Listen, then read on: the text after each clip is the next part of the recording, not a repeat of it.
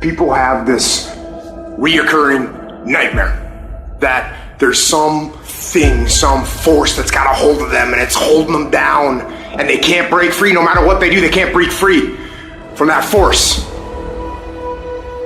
Well, I'm here to tell you that thing in your nightmare, that thing that's holding you back, that thing that's dragging you down, that thing is you.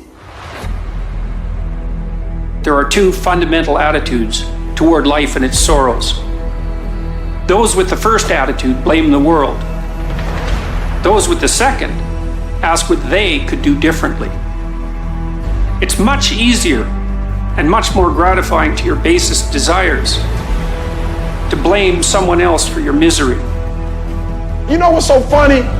We want people to make guarantees to us, but we're not willing to make guarantees to ourselves. That's the problem with some of you. You always want to blame other people.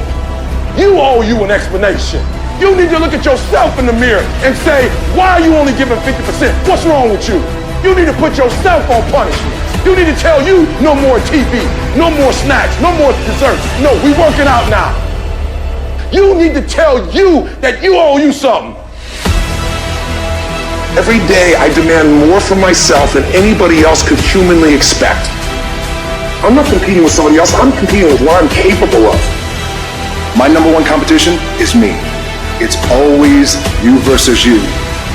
You gotta be the one to get up every morning, be disciplined, put in the consistent daily hard work, because that gains success. No coach, no trainer, no mentor, no boss can do it. You versus you. I value myself enough to give 120% or don't do it.